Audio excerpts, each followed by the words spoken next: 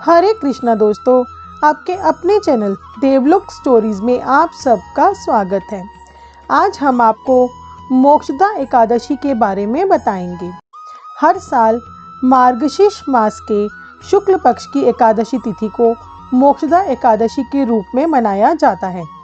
मोक्षदा एकादशी के दिन भगवान विष्णु की पूजा आराधना की जाती है। धार्मिक मान्यता है कि मोक्षदा एकादशी के दिन श्री कृष्ण ने अर्जुन को गीता का उपदेश दिया था। कहा जाता है कि मोक्षदा एकादशी का व्रत रखने से जातक के सभी पाप नष्ट हो जाते हैं और पूर्वजों को भी मोक्ष की प्राप्ति होती है। मोक्षदा एकादशी व्रत कथा। श्री युधिष्ठिर ने कहा कि भगवान, आप तीनों लोकों के स्वामी, सबको सुख देने वाले और जगत के पति हैं। मैं आपको नमस्कार करता हूँ। हे देव, आप सबके हितैषी हैं, अतः मेरे संशय को दूर करके मुझे बताइए कि मार्गशीर्ष शुक्ला एकादशी का क्या नाम है। उस दिन कौन से देवता की पूजा की जाती है, उसकी विधि क्या है।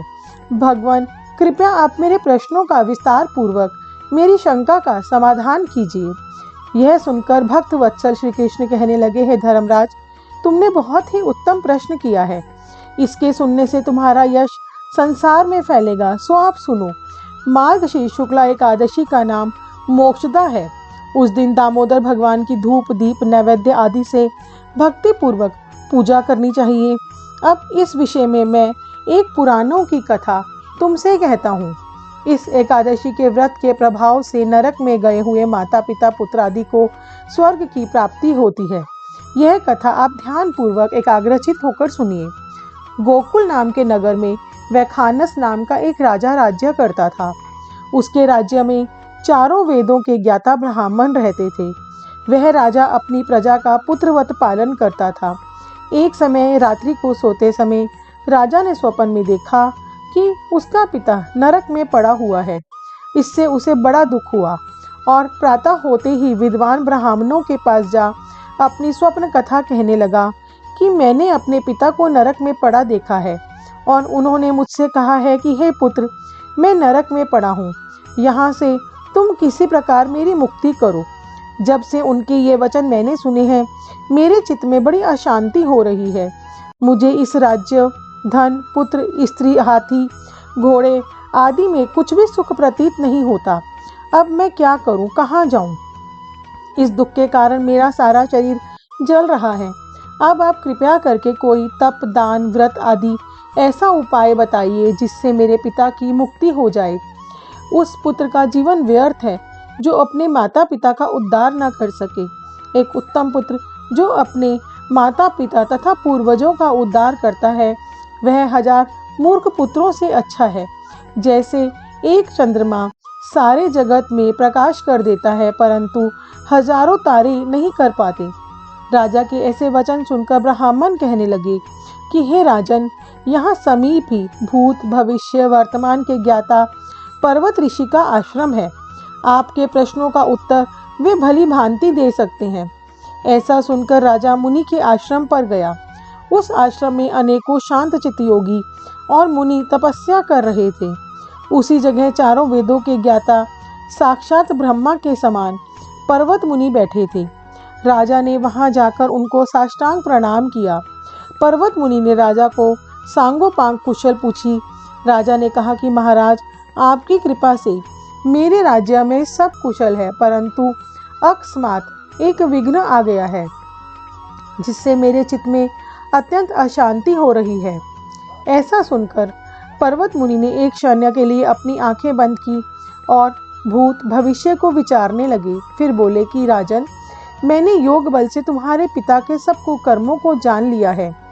उन्होंने पूर्व जन्म में कामातुर होकर एक पत्नी को रति दी और स्वत के कहने पर दूसरी पत्नी को ऋतुदान मांगने पर भी नहीं दिया। उसी पाप कर्म के फल से तुम्हारे पिता को नरक में जाना पड़ा। तब राजा बोले कि महात्मन, मेरे पिता के उद्धार के निमित्त कोई उपाय बताइए। पर्वत मुनि बोले, हे राजन, आप मार्गशीर्ष शुक्ला एकादशी को व्रत करें और उस उपवास के पुण्य को अपने पिता को संकल्प कर दें। उस एकादशी के पुण्य के प्रभाव से अवश्य ही आपके पिता की मुक्ति होगी। मुनि के वचनों को सुनकर राजा अपने महल में आया और कुटुंब सहित इस मोक्षदा एकादशी का व्रत किया। उस उपवास के पुण्य को राजा ने अपने पिता को अर्पण कर दिया। उस पुण्य के प्रभाव से राजा के पिता को मुक्ति मिल गई और स्वर्ग में जाते हुए अपने पुत्र से कहने लगा, हे पुत्र, तेरा कल्याण हो। यह कहकर राजा का पिता स्वर्ग चला गया। मार्गशीर्ष मास के शुक्ल पक्ष की इस मोक्षदा एकादशी का जो व्रत करते हैं उनके समस्त पाप नष्ट हो जाते हैं और अंत में स्वर्ग लोक को पाते हैं। इस व्रत से बढ़कर मोक्ष देने वाला और कोई व्रत नहीं है।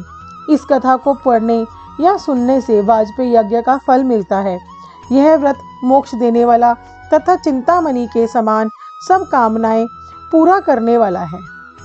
दोस्तों, आपको ये वीडियो कैसी लगी हमें कमेंट करके ज़रूर बताएं, क्योंकि कमेंट ही एकमात्र साधन है जिससे हम जान सकते हैं कि आपको हमारी कहानियाँ, कथाएं और सभी वीडियोस कैसी लग रही हैं।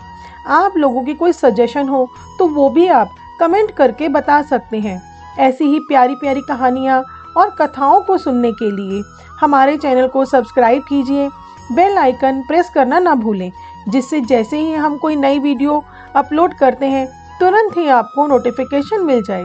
हमें इतना प्यार और सहयोग देने के लिए आप सबका बहुत बहुत धन्यवाद।